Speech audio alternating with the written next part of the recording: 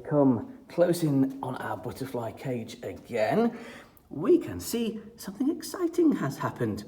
Yes, here is, going close up now, we can see a butterfly. He or she has come out quite happily, and if we just zoom in on this bit, we might just be able to see, there's another one in the distance there, its wings partially opened. We've got 2 chrysalises that have burst open, and there's another 2 waiting still to come. Right down here, we've got a partially opened chrysalis. Oh, we can see this butterfly is getting a bit excited, maybe because I've come quite close to the cage. It's flapping its wings there. But this butterfly here, or this chrysalis, is partially out, and we might see some progress there. Well, what I'm going to do is provide a little bit of sustenance for the butterflies while they're in this cage for a few days and they build up their strength, and this is what we're going to do. So we have got some nice little pieces of melon from the canteen that we're going to put in there because butterflies do like a little bit of nectar or simulated nectar. As long as it's something sugary and a little bit wet, they're very happy with it. And then we're going to put some of this, and this would be just a little packet of sugar in here.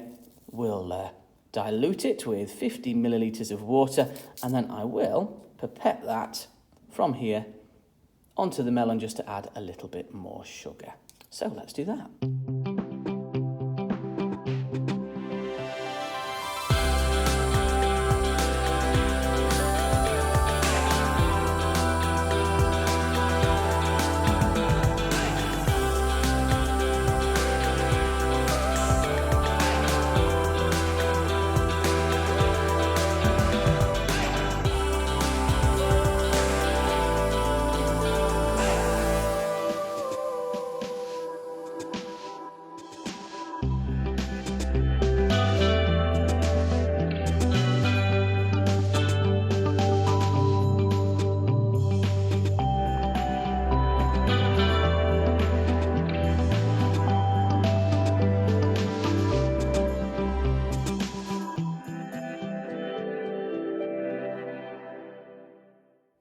Oh, the butterfly's getting a bit active now.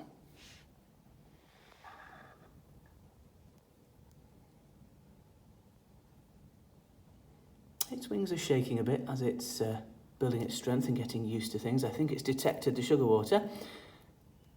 And now he's having a little flick around. Just getting used to the environment there.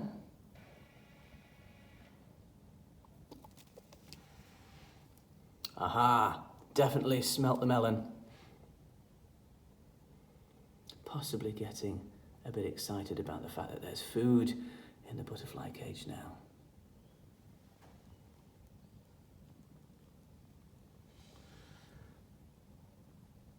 Not very often we see the underside of a butterfly. Well, now I've come back to the butterfly cage. Things have changed a bit.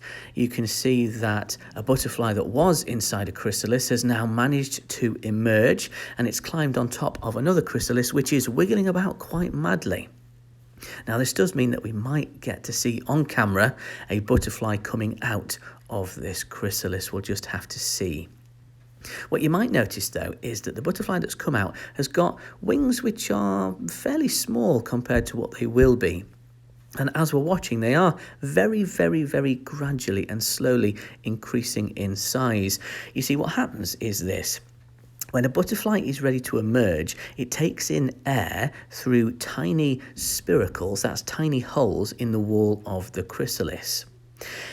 Because it's taking in a little bit of air, this added intake of air pressure helps the butterfly to split the chrysalis open, and then the butterfly will climb out with very small crumpled wings. We might get to see that with the chrysalis that's jiggling about at the moment. When the butterfly is out, it will have these tiny wings, and the butterfly will just sway slightly back and forth. I think this butterfly we can see here was doing that just a few moments ago.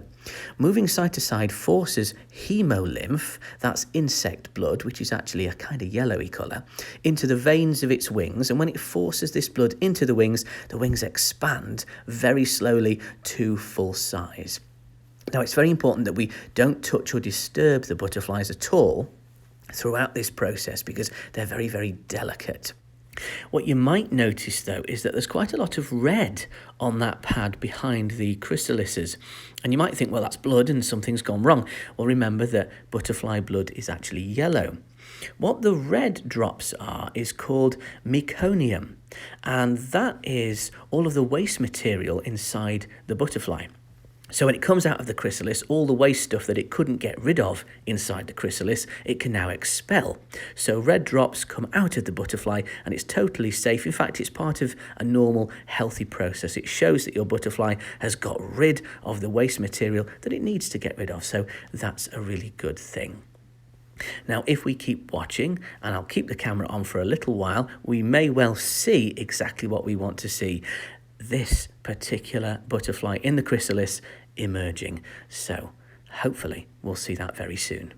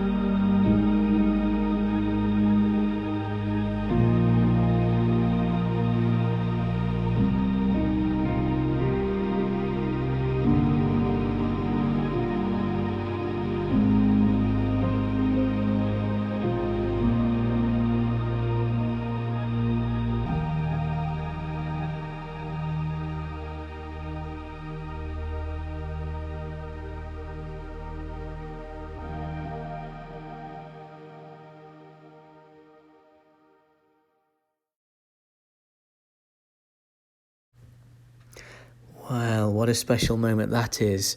Oh, and there goes the butterfly. Well, what a privilege to see a butterfly coming out of a chrysalis. Quite a rare moment there. And if you're worried about this butterfly, thinking, oh, we need to help it, don't worry.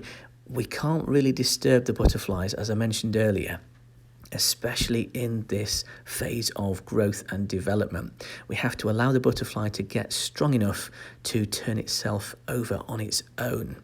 And of course, if we did that, we could damage the very delicate wing system, which right now is currently filling with that hemolymph, the blood of the butterfly.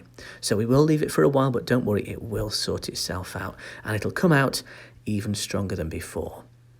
So as you can see, there's a butterfly there just struggling to turn over, which I'm sure it will manage to do. And here's another one crawling up in front of us. Aren't they amazing creatures?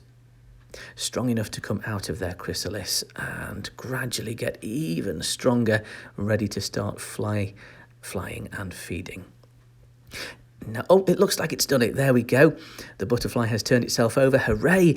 And the wings, as you can see, are really tiny. Well, the wings will get bigger as that hemolymph fills it out. And you might be thinking, well, why aren't they going straight for the food, the melon and the simulated nectar that we've put in there? Well, there is a very good reason for that. You see, when a butterfly emerges, its tongue, or proboscis, begins as two long strands, or halves, and those halves have to fuse together. We might see soon the butterfly coiling and uncoiling these two halves while it's going through the process of expanding its wings. I'll try and find that and show you a clip later on if I can catch it on camera. Well, the two halves eventually join together and they form a tube-like tongue. And this is what the butterfly uses to sip nectar. So once its wings are expanded and the proboscis is fused, the butterfly will be ready to start feeding on that melon and lovely simulated nectar that we've got. So I'll see if I can get a clip of that later on. Now here, I think I've just caught sight of the butterfly coiling and uncoiling its proboscis, or by the look of it, just one of the two halves of what will be the proboscis. If we look very carefully, we can see It's just got one little strand there. There is a second one that it will start coiling and uncoiling, and eventually, as I said earlier, those will fuse and it will have the tongue or mouthpiece that it needs to feed on what we've got in there. Now this butterfly down here, we're not sure if it will be able to emerge from its chrysalis, as it is taking quite a long time to do so, and it seems to have stalled in the process. But better news is this butterfly. This is the one we saw emerge earlier, and in the space of just a number of minutes, its wings have got much bigger, it's got stronger, and it's climbing up the side of the netting of the butterfly cage. Now I'm sure it's excited for the butterfly release, which we'll be doing in a couple of days' time, and we'll be filming that for you as well. Make sure to like and subscribe and hit the notification bell. Ding, ding, ding.